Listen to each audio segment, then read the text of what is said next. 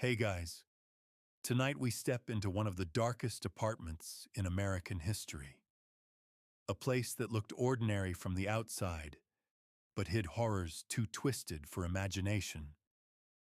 It's 1991. The summer heat in Milwaukee feels thick, sticky, almost suffocating. Inside a narrow apartment building on North 25th Street, a strange smell has been drifting through the halls for weeks. Some neighbors say it's spoiled meat. Others say something died in the walls. You probably won't survive this one. So before you get comfortable, take a moment to like the video and subscribe, but only if you genuinely enjoy what I do here. And while you're here, tell me where you're watching from and what time it is for you right now. Now dim the lights, maybe turn on a fan for that soft background hum, and let's ease into tonight's journey together.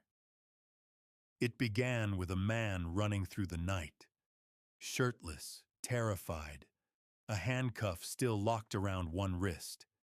His name was Tracy Edwards. He flagged down two police officers and shouted that someone was trying to kill him. His breath smelled of alcohol, his eyes wild with something much darker than fear.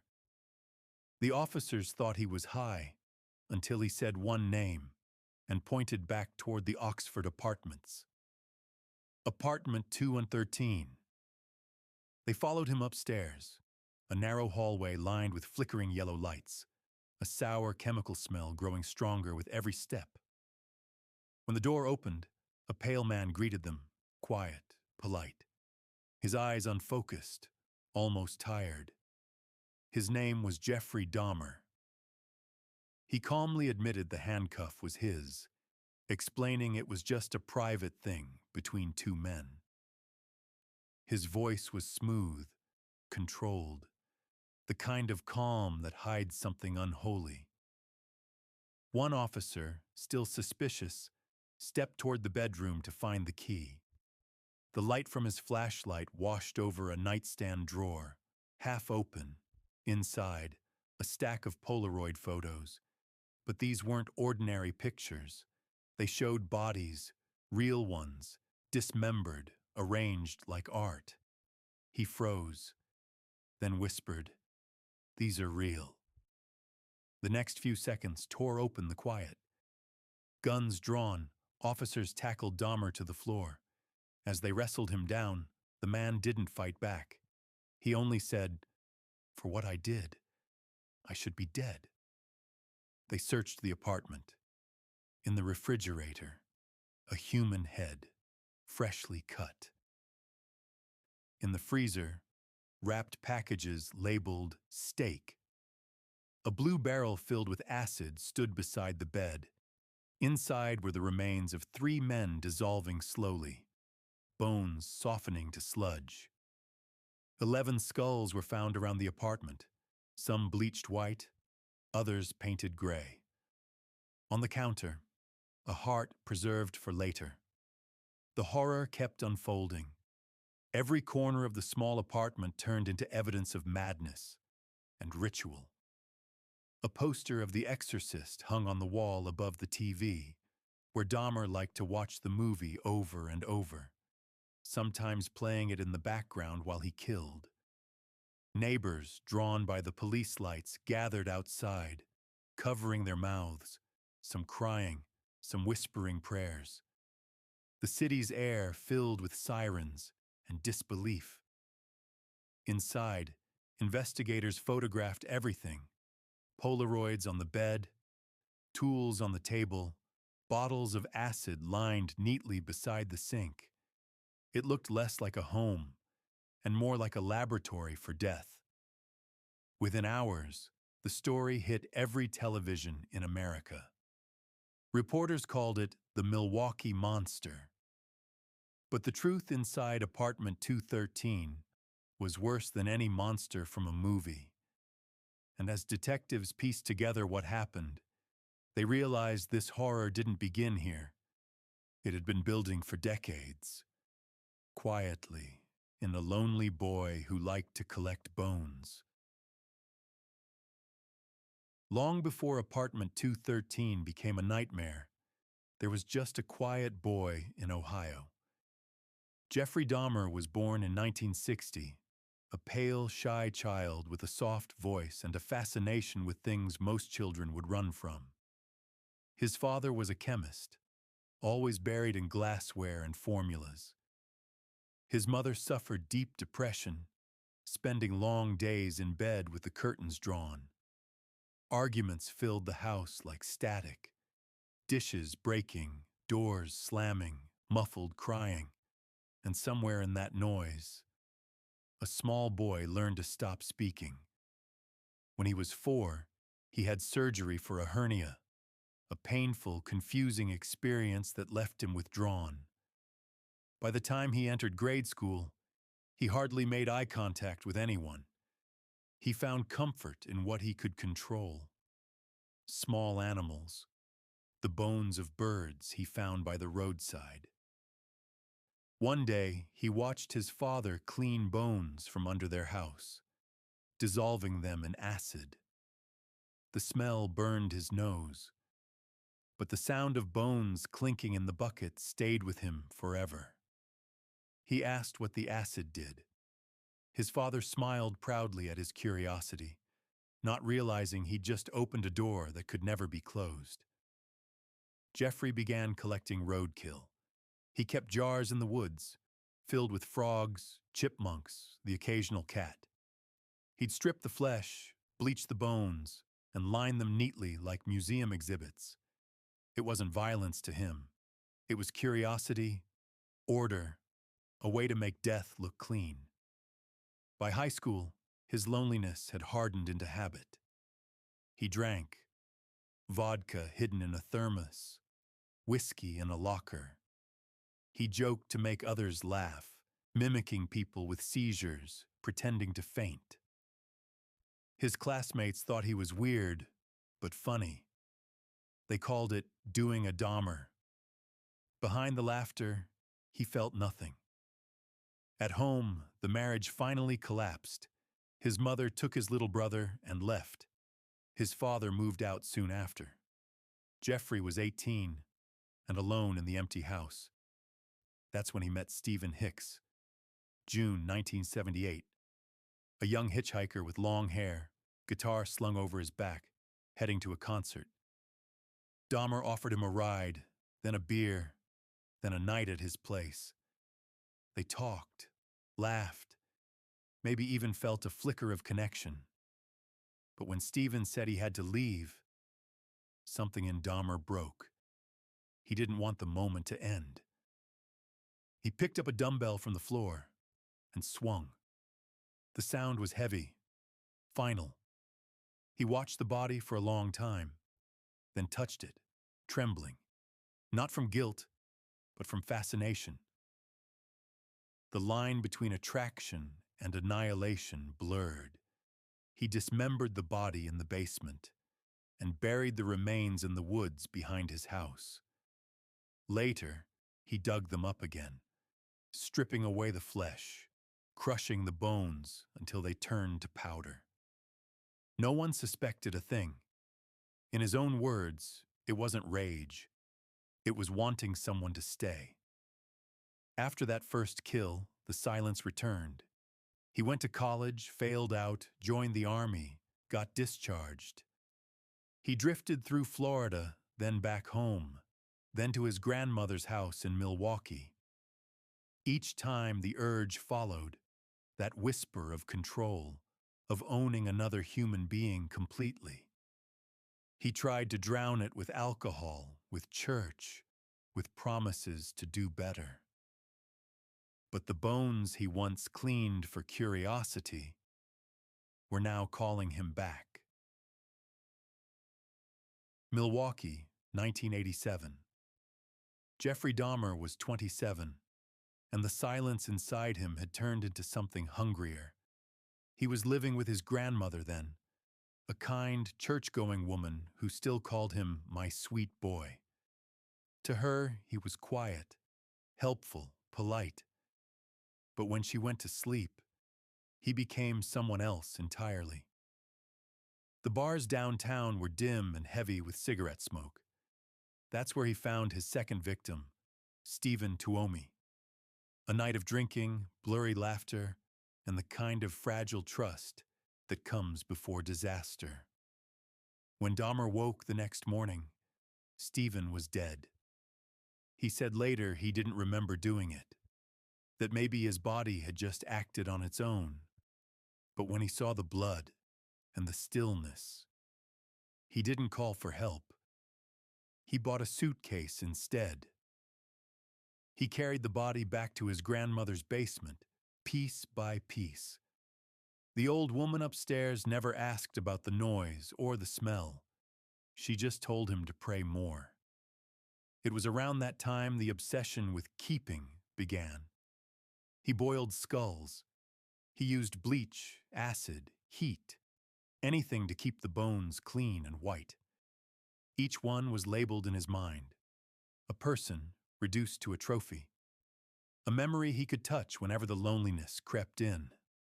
At work, he blended in. Quiet, efficient, invisible. No one at the chocolate factory suspected the man beside them had human remains waiting at home. And every few months, he'd return to the bars, searching again. He learned to slip sleeping pills into drinks. He learned which acids dissolved faster and which kept the color of the flesh longest. Each experiment made him colder, more precise. In his apartment, the freezer was a map of the dead, each package wrapped carefully in plastic, each label written only in his head.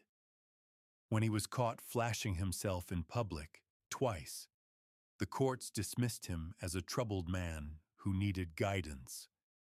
He smiled in front of the judge. No one looked closely enough to see what hid behind that smile. By the time he moved into the Oxford apartments, he'd already killed at least 10 men. But apartment 213 gave him something new: privacy. No grandmother to hear footsteps, no one to question the smell, no one to interrupt when he wanted to play God. And that's exactly what he tried to do. He began drilling holes into the skulls of his victims, injecting acid or boiling water, hoping to create something that couldn't leave him: a living corpse, obedient, breathing, silent. He called them his zombies. None survived. He took Polaroids of every stage, before, during, after. Each photograph was an extension of memory, a way to relive it when the bodies were gone. He was methodical, calm, even affectionate toward the dead. When asked later why he did it, he said softly, "I didn't want them to leave. I wanted to keep them with me. Forever." Sometimes he sat in the dark with the skulls arranged in front of him, candles flickering, TV light trembling against bone. He called it his shrine. If he hadn't been caught, he planned to complete it. 10 skulls, 2 candles, 1 throne. Power, he said. That's what I was building. Outside, the world kept turning. Music, laughter, cars, neon lights. Inside apartment 213, time stood still, and the only sound left was the hum of the refrigerator. July 22nd, 1991. It was a humid Monday night in Milwaukee, the kind where the air clings to your skin like sweat. Apartment 213 sat quiet except for the low hum of the fridge and the faint drone of a movie. On the TV, The Exorcist Thriller flickered, Dahmer's favorite. He said it calmed him, made him feel in control. That night, he met a man named Tracy Edwards at a downtown bar. Dahmer offered him $100 to come over, drink, and take a few photos. Tracy hesitated, but the man in front of him didn't look like a monster. He looked lonely. So he went. The moment Tracy stepped into the apartment, The smell hit him. Thick, chemical, metallic. There were boxes stacked in corners, a fish tank with murky water, and on the wall, a poster for The Exorcist Through. He asked about the smell. Dahmer said it was spoiled meat. Then he smiled. They sat on the couch, drinking rum from plastic cups. Tracy noticed a blue barrel in the corner. He asked what it was. Just chemicals, Dahmer answered softly. I use them for cleaning. Then, as the movie played, Dahmer leaned close. Turn your head, he said. Before Tracy could react, the cold snap of a handcuff locked around his wrist. What are you doing? Tracy asked. Dahmer smiled again, that same quiet calm. He picked up a knife from beside the couch. I just want to take some pictures. Tracy's heart thundered. He tried to stay calm, kept talking, kept smiling. He knew panic would get him killed. He told Dahmer he wasn't going to run, that he trusted him. Slowly, the man with the knife began to relax. Minutes stretched like hours. The movie kept playing, voices murmuring from the TV as Dahmer began to hum under his breath. Tracy waited. When Dahmer looked away, he struck, pushing the man, twisting free, sprinting for the door. He ran barefoot down the hallway, through the night air, until he saw flashing police lights. What happened next is history. 2 officers followed him back up to apartment 213. Dahmer opened the door himself, polite, tired-looking, almost bored. When they found the photos in the drawer, he whispered, For what I did, I should die. They found the fridge, the freezer, the barrel, the skulls, the heart. And in the silence that followed, the officers realized they hadn't just uncovered a crime scene. They'd walked into a mausoleum. Outside, the street flooded with reporters and horrified neighbors. People screamed, cried, prayed. The police carried out boxes of evidence, one after another. Photographs, tools, skulls, bones. 17 victims in total, all young, all men. Most were people of color, immigrants, sons, brothers, forgotten faces. When the news hit, Milwaukee froze. America froze. And the name Jeffrey Dahmer became a ghost that would never leave. When the world learned what Jeffrey Dahmer had done, it didn't seem real. Reporters called him the Milwaukee cannibal, the monster of America. Neighbors stared at apartment 213, unable to believe they'd lived beside it, walked past it, smelled it for years. Inside the police station, Dahmer sat calmly, answering every question as if he were describing grocery lists. He confessed to 17 murders, some over a span of 13 years. He told detectives how he had photographed the bodies, boiled the flesh, kept skulls in drawers. He described it all in detail, almost clinically, never raising his voice. One detective said, it was like he was talking about cleaning his kitchen. When asked why, he didn't hesitate. He said he wanted to keep them, to stop people from leaving. It was never about hate. It was about control, possession, obsession. He said softly, I wanted them to be part of me, forever. Psychologists spent weeks examining him. Some said he was insane, others said he knew exactly what he was doing. In the end, the jury agreed he was legally sane. In February 1992, he was sentenced to 16 life terms, 941 years in prison, no death penalty. Wisconsin didn't have one. In prison, he read the Bible. He told guards he had found God. He apologized to the families. But forgiveness was something no one could give him. Not really. One mother shouted in court, "I don't ever want to hear your name again."